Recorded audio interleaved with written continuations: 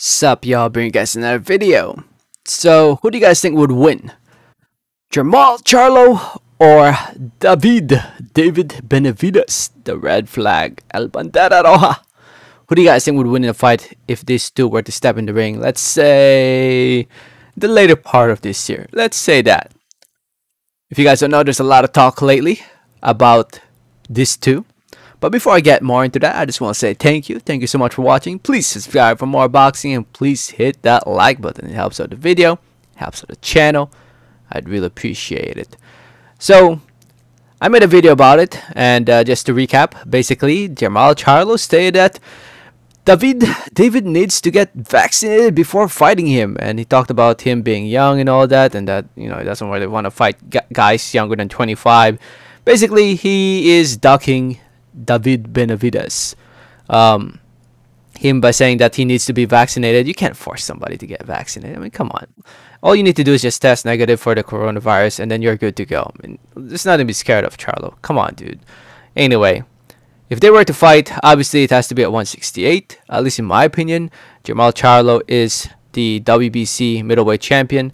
31-0. To those who doesn't know, 22 wins coming by way of knockout TKO.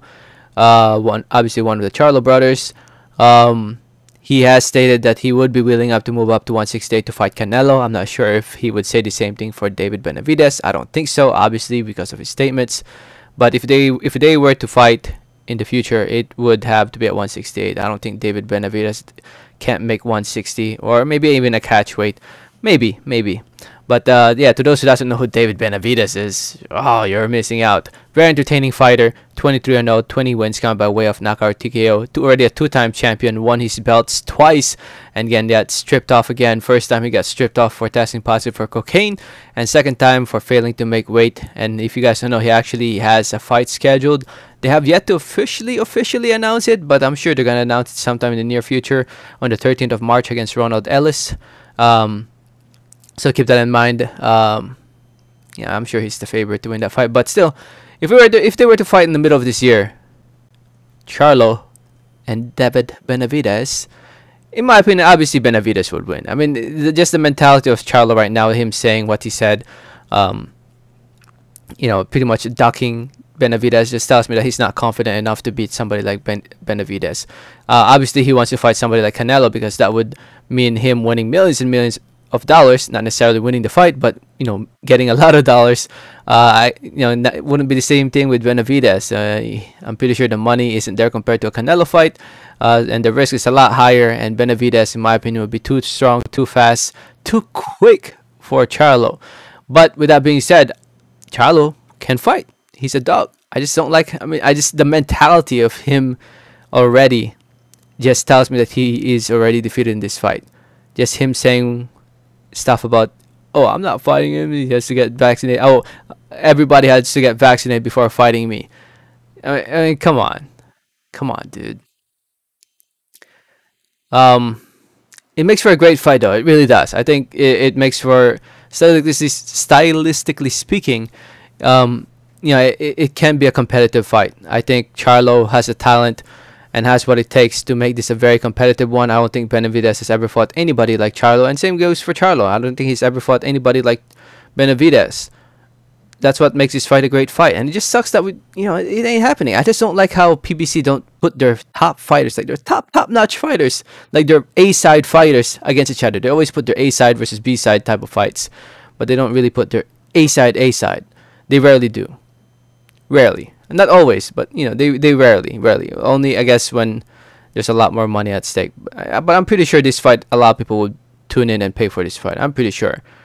But hopefully, when the coronavirus cools down and everything goes back to normal, hopefully the demand for this fight will be there, and there will be more sponsors, more money into this fight, and hopefully we get to see this fight in the future.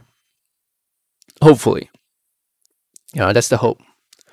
So, who knows? Maybe Canelo might end up fighting these two first before they fight each other. Yeah, I could definitely see that happening. Anyway, right now, at least at the time of making this video, which is February 2021, I'm leaning towards Benavidez to beat Charlo. Who knows? It could change in the next year. Who knows? Or in the later part of this year. But right now, Benavidez. If you haven't seen Benavidez fight, man, you gotta check him out. The dude's a freaking beast. It's just unfortunate that he, got into, him being young and everything. I mean, you can give him that excuse, being him young, being stupid, getting into coke. You don't need that shit, dude. You don't need it. And him failing to make weight. Just needs to focus and stay in his A game the whole time, inside and outside of the ring. And I think he'll go places. Benavidez will definitely go places. He has what it takes, man. I mean, I still remember watching, I think it was Eli Sackback's video of David Benavidez, like when he was chubby and all that when he was a kid. He's really, he's really grown up, and he definitely has what it takes to make it the Hall of Fame, and he just needs to be in his A game all the time. Don't be young and stupid. Anyway, let me know your thoughts. Thanks for listening. Let me know your thoughts in the comment section below. Thank you so much for watching. Don't forget to hit that like button if you haven't yet. Please don't forget to subscribe if you haven't yet. Please, and like always, have a great day. All right, thanks.